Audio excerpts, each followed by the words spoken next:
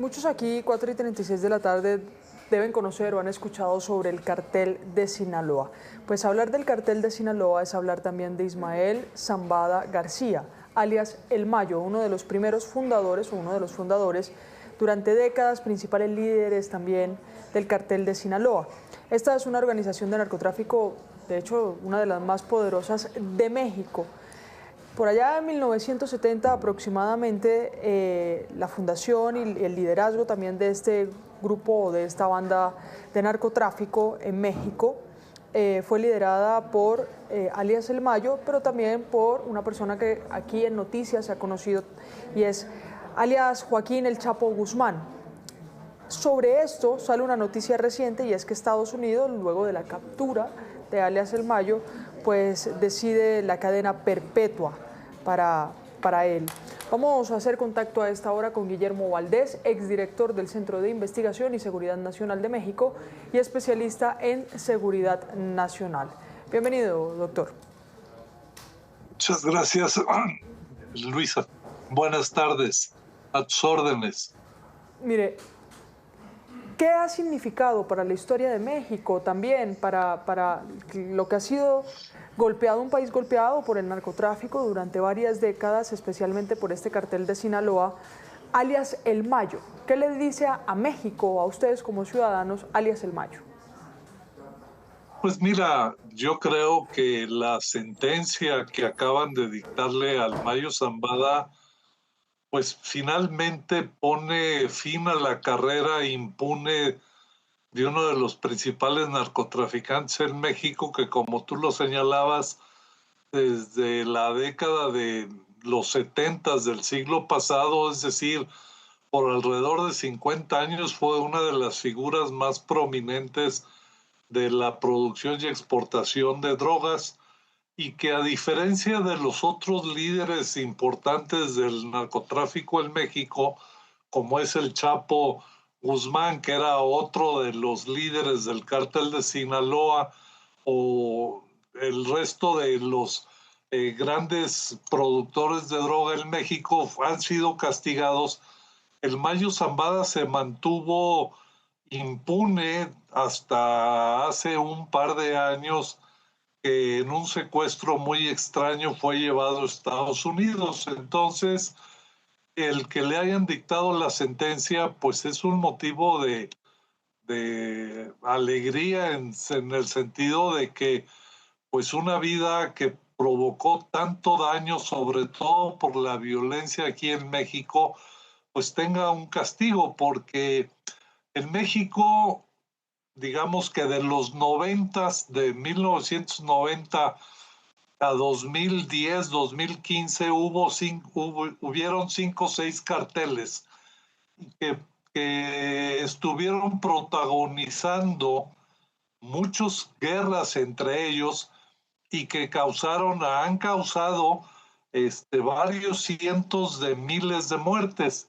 Cuando yo estuve al frente del Centro de Investigación y Seguridad Nacional, que llevábamos el registro de la violencia entre 2007 y 2012, el cártel de Sinaloa, dirigido por el Mayo Zambada, había sido el causante de alrededor de 45,000 homicidios por sus guerras con otros carteles.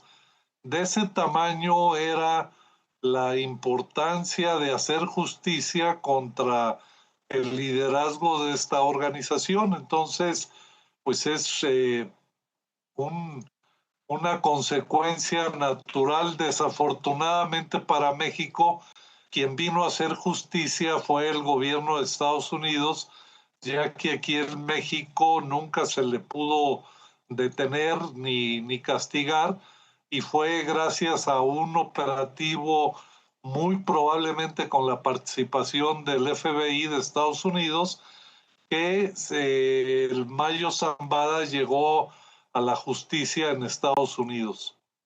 Claro. La condena de cadena perpetua para alias El Mayo Zambada, ¿qué figura puede representar también en los cárteles que hoy permanecen en México?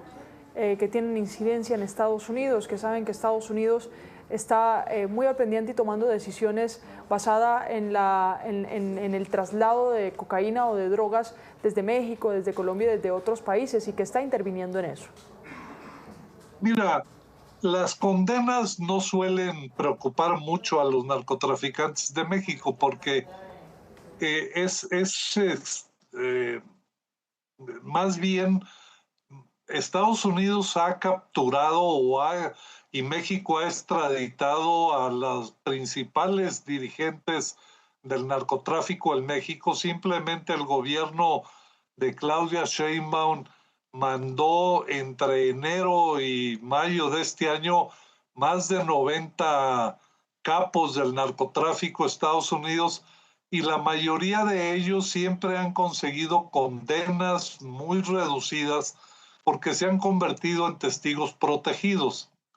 Esta condena de cadena perpetua para el Mayo es atípica en ese sentido, porque normalmente el mecanismo ha sido que detienen a un capo aquí en México con ayuda de Estados Unidos, el gobierno mexicano lo extradita, el narcotraficante negocia con las autoridades de Estados Unidos, da información y le dan una condena relativamente pequeña. Entonces, aquí es atípico. Yo creo que al Mayo Zambada ya no le tocaba o ya no quiso negociar mucho. El señor ya está grande, tiene 76 años, está muy enfermo. Yo creo que por esa razón una sentencia de cadena perpetua, pues prácticamente es lo mismo que una sentencia de 10 años. Yo creo que difícilmente va a vivir más de eso por su enfermedad y su edad. Pero en cualquier hipótesis, lo que sí están percibiendo como señal clara los líderes de las organizaciones criminales en México es una política mucho más agresiva, con mucho más recursos, con todos los instrumentos que el hecho de que hayan sido declaradas como organizaciones terroristas, prácticamente ya todas los cárteles mexicanos son para Estados Unidos organizaciones terroristas, lo cual le da una cantidad enorme de instrumentos de fuerza, financieros, jurídicos, etcétera. Sí hay un despliegue muy intenso y muy fuerte del gobierno de Estados Unidos, en muchos casos con el apoyo de autoridades mexicanas, en una cacería que está siendo cada vez más intensa y agresiva contra los líderes de las distintas organizaciones. Y yo creo que les preocupa más esta política agresiva de Estados Unidos que la sentencia de cadena perpetua para el Mayo, porque yo creo que en el caso de que se vayan extraditados, muchos de ellos van a negociar condenas relativamente menores, pues. Claro, mire, doctor Valdés, ¿qué tan fuerte está hoy el cártel de Sinaloa? Luego de que dos de sus líderes, como el Chapo y como el Mayo Zambada, pues estén bajo la autoridad o incluso con condenas por parte de Estados Unidos. ¿Qué tan fuerte quedó hoy el cártel de Sinaloa? Mira, es un cartel, el cártel de Sinaloa. La división más fuerte entre ellos ocurrió hace 2 años, porque fue precisamente a raíz de que los dos líderes que quedaban vivos de este cartel o que estaban en activo, uno era el Chapo Guzmán y otro era el Mayo Zambada. Y resulta que un hijo del un hijo del Chapo Guzmán embaucó y engañó a Mayo Zambada para reunirse en un rancho en el estado de Sinaloa, y en esa reunión el hijo del Chapo atrapó al Mayo Zambada y se fueron los dos en una avioneta y se entregaron en Estados Unidos.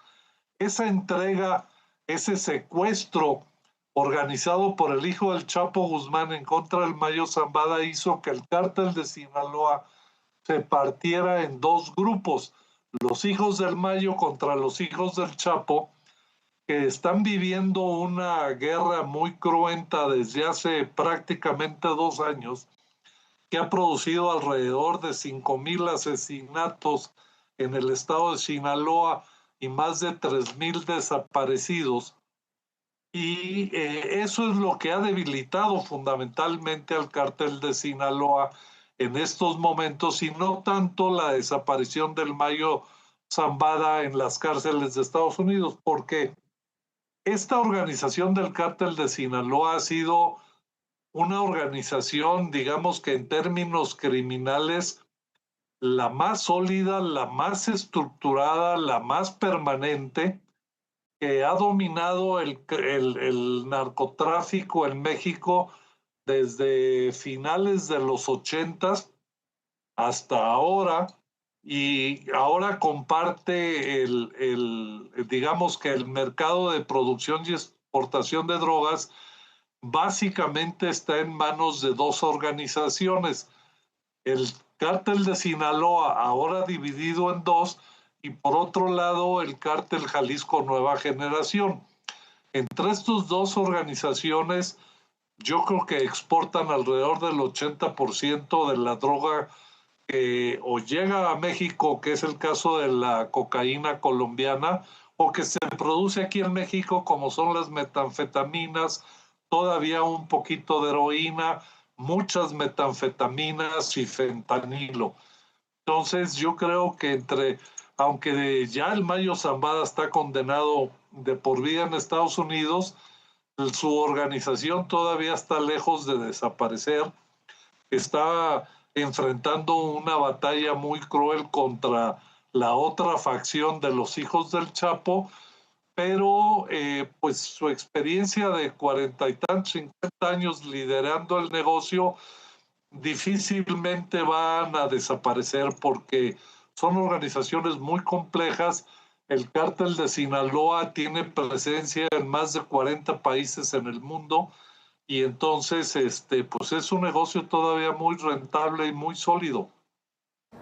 Claro. Para ir cerrando esta entrevista, doctor Valdés, ¿cómo va ese acuerdo al que llegaron hace ya 2 años, cuando Donald Trump empezó con su política arancelaria frente a estos temas de narcotráfico con México? Porque una de las exigencias de Estados Unidos era una mayor o perseguir con mayor fuerza a los cárteles en los temas de narcotráfico por parte del gobierno mexicano. ¿Cómo va ese proceso? Mira, en la persecución de lo que son estrictamente los capos del narcotráfico, esa va bien.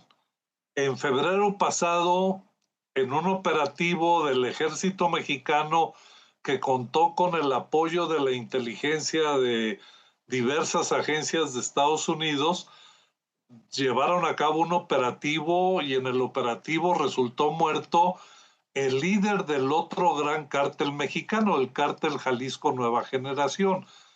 Y este operativo pues ha sido emblemático y fue muy importante, porque descabezaron al otro cártel poderoso de México. Sin embargo, donde está el conflicto y están atorados, y las diferencias entre México y Estados Unidos han llegado a un nivel de mucha tensión, es en la solicitud que tiene el gobierno de Estados Unidos de que el gobierno de Claudia Sheinbaum extradite a los políticos del partido en el poder, es decir, de Morena, que extradite a 10 políticos que han protegido a las organizaciones criminales.